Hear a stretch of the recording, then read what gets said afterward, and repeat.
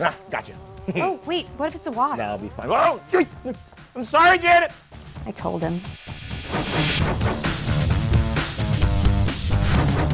Hi, I'm your substitute chemistry teacher, Lorraine. And I'm your lab partner, I'm Langston. And this is Earth's Mightiest Show, where we talk about all the smartest stuff in the Marvel Universe.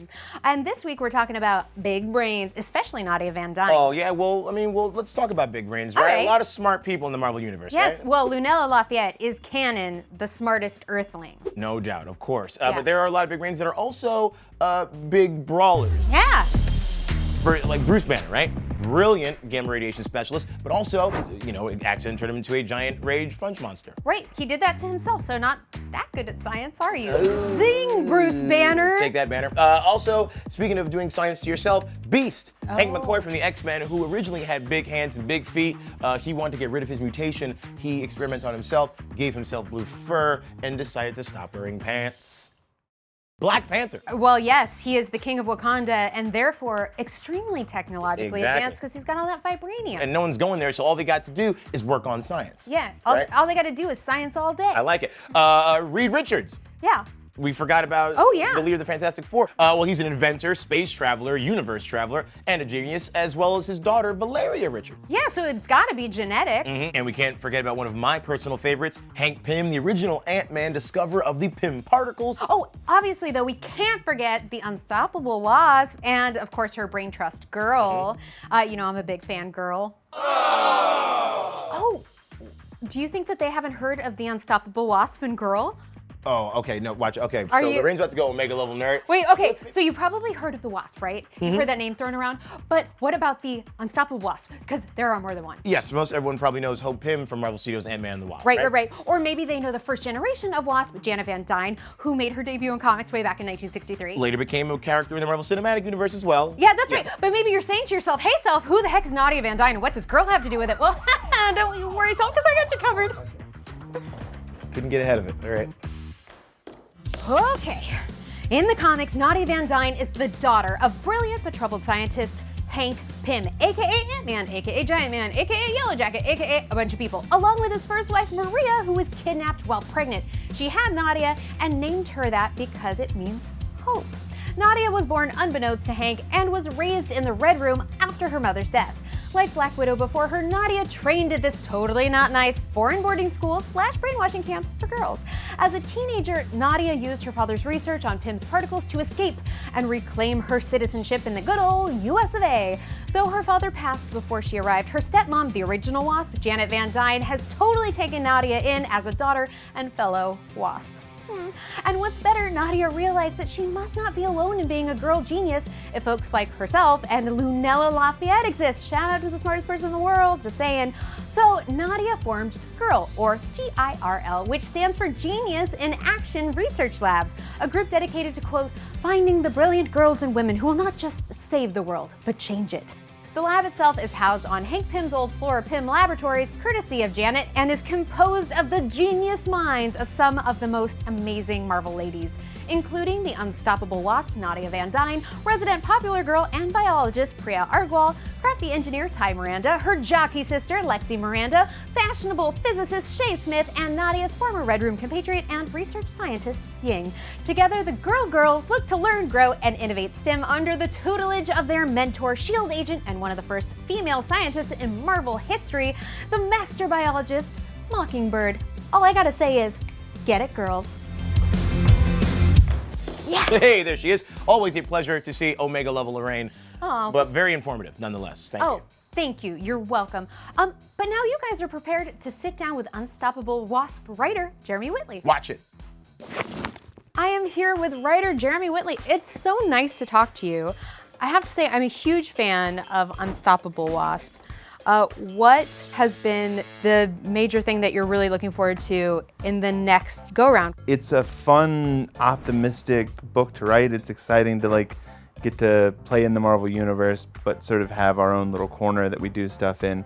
It's also really neat with our backup stuff to get to interview real scientists. And I have this excuse to talk to people who are way smarter than me and have these like incredibly imposing job titles. You've done some of my favorite stuff with the science. The science. Bringing back Mockingbird's sort of connection with the lab, bringing about G.I.R.L laboratories. What was the inspiration behind bringing more science into that world? When I was first approached about the project, I went to Mark Waid, who had created the character just a few months before at that point. He pointed me toward an issue of Age of Ultron that he had done following Hank Pym, where he's talking about what sort of sets Hank apart from the other scientists of the Marvel Universe, the Mr. Fantastics and Bruce Banners. It's not always about saving the world, it's not always about practical application, but like, what if I could make a solution where you blow square bubbles instead of circular bubbles? And I feel like in a lot of cases that's something that's been lost in the sort of later years of comics, where like science is a lot of times what the bad guys do, as compared to like the early Fantastic Four stuff, where it's always just like this excitement about science, this sort of unbridled, what can we do? What does the future hold? Now, in the new series, what can you tease us about where we're picking up with Nadia and your new artist?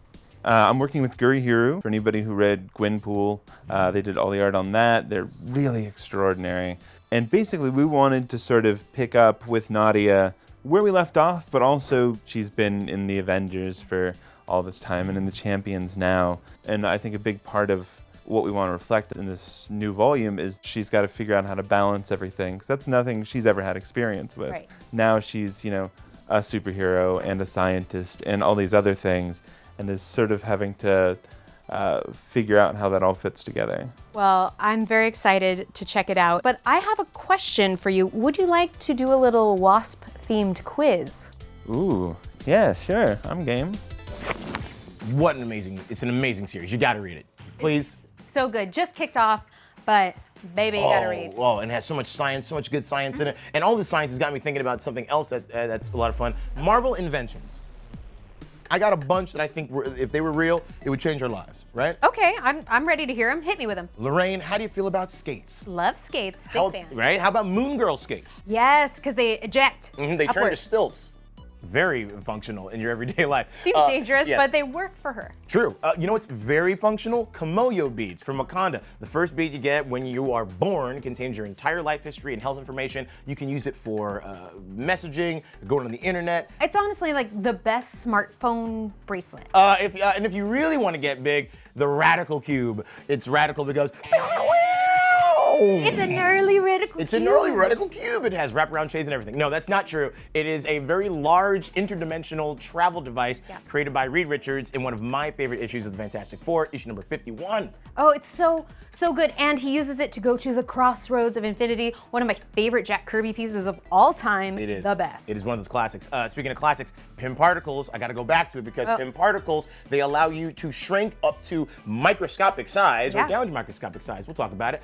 Or you maintain your mass as if you were a normal person. Or you can grow and your body doesn't, explode because you turn into a building-sized person. Langston, before you go, Omega level nerd, why don't you folks at home tell us what inventions you would like to have? Are you okay? Yeah, I gotta calm down, don't I? I almost went Omega. Yeah, it's okay. I love the articles. Just take some deep breaths and we'll chill out with this Win Some Wasp quiz.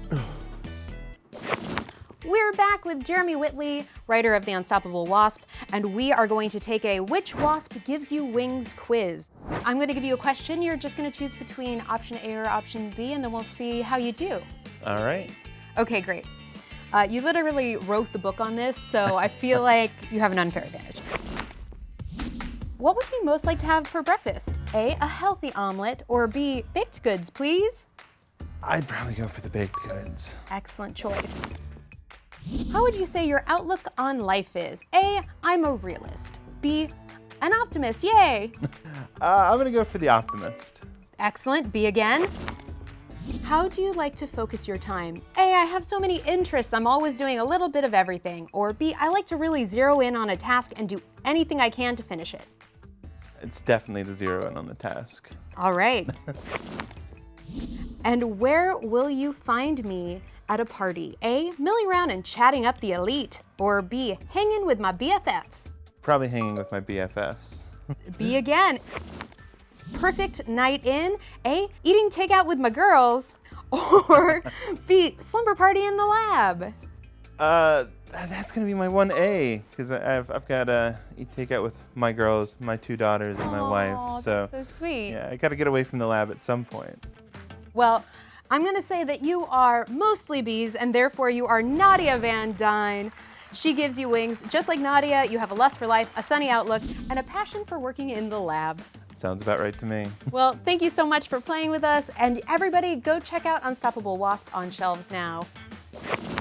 I love quizzes. They're so much fun. Ooh, Langston, who do you think you would be? Which wasp? Ooh, tough. I'm gonna go with Janet Van Dyne, the original.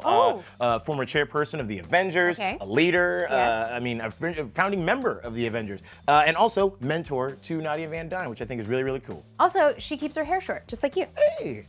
There you go, you guys.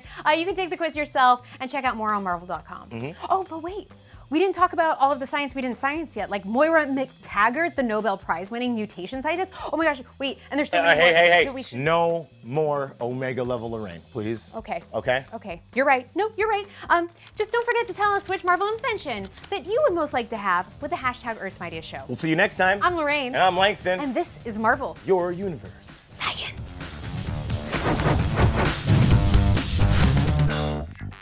Thanks for watching Earth's Mightiest Show. If you like this, hey, like this and subscribe to the Marvel channel. Or click the box over there to watch our last episode. Hey, which science do you want to science? I want to science all the science that ever was. Ooh.